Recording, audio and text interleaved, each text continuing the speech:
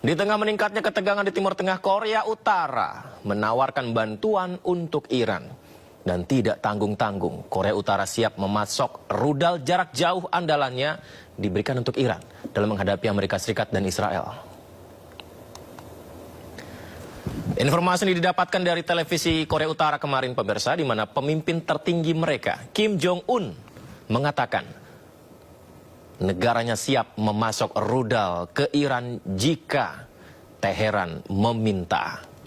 Salah satunya, pemirsa, yang dipamerkan yang Anda lihat ini, pemirsa, sistem rudal balistik antar benua tercanggih, rudal Hwasong 20. Luar biasa besar sekali ya, di mana Kim juga menyebut satu rudal saja cukup untuk melenyapkan lawan-lawan Iran. Kim dengan tegas menyatakan dukungannya terhadap Iran, tak peduli setinggi apapun ketegangan dengan Amerika dan Israel. Korea Utara menyebut serangan gabungan Israel dan Amerika terhadap Iran ilegal dan merupakan bentuk pelanggaran kedaulatan Teheran.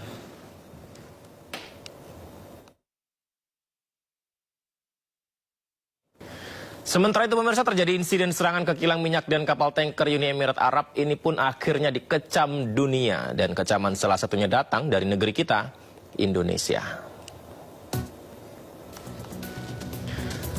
Diunggah di media sosial, pemerintah Indonesia melalui Kementerian Luar Negeri menyebut serangan tersebut bisa meningkatkan ketegangan di kawasan, merusak upaya gencatan senjata, mengacaukan rantai pasok dunia. Indonesia meminta seluruh pihak menahan diri dan menghormati gencatan senjata. Pemerintah menghimbau warga negara Indonesia di UEA, Uni Emirat Arab, tetap tenang, ikut arahan dari otoritas tempat serta KBRI di sana.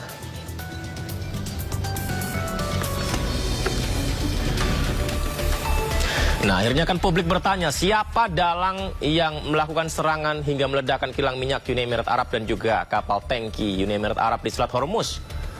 Dalam unggahan media sosial, Uni Emirat Arab menuding Iran yang bertanggung jawab dalam serangan ke kapal tanker milik Uni Emirat Arab. Serangan itu disebut melanggar resolusi Dewan Keamanan PBB. Uni Emirat Arab juga menyebut aksi Garda Revolusi Iran menyandera kapal-kapal di Selat Hormuz sebagai bentuk pembajakan. Namun, pemirsa, tudingan itu dibantah Iran. Iran mengatakan sejauh ini tidak pernah ada dalam planning mereka untuk menyerang Uni Emirat Arab. Iran juga mengecam keputusan Uni Emirat Arab yang seolah bersekongkol dengan Amerika dan Israel, bahkan mengizinkan Amerika membangun pangkalan militer di sana.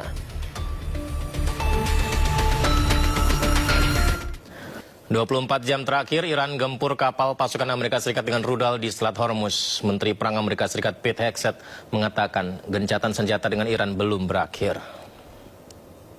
The ceasefire is not over. Ultimately, this is a separate and distinct project, and we expected there would be some churn at the beginning, which happened, and we said we would defend aggressively, and we absolutely have. Iran knows that, and ultimately the president's going to make a decision whether anything were to escalate into a violation of a ceasefire. But certainly we would urge Iran to be prudent in the actions that they take to keep that underneath this threshold. This is about the straits. This is about freedom of navigation. This is about international waterways. This is about free flow of commerce. All the things that happened before, and only Iran is contesting. So right now the ceasefire certainly holds, but we're going to be watching very, very closely. Menteri Dalam Negeri Amerika Serikat Marco Rubio menegaskan operasi Epic Fury sudah selesai dan kini fokus Amerika Serikat adalah pembebasan Selat Hormuz. Well, that's one of the topics that needs to be discussed. I don't know about, I think you're linking it. The operation is over. Epic Fury, as the President notified Congress, we're done with that stage of it. Okay, we're now on to this project of freedom. As far as the negotiation is concerned, I think the President's been clear that part of the negotiation process has to be not just the enrichment, but what happens to this material that's buried deep somewhere that they still have access to if they ever wanted to dig it out. That has to be addressed, and that's being addressed in the negotiation. I'm not going to go further on what progress has been made on that topic because I don't want to endanger the negotiations, but suffice it to say that the President and this entire team is aware of the centrality of that question, and that will have to be addressed one way. Sementara itu, Jerman dan Portugal mendesak Iran untuk membuka blokade di Selat Hormuz. Negara-negara anggota NATO akan bertemu untuk membahas langkah kerjasama pengamanan bersama dengan Amerika Serikat.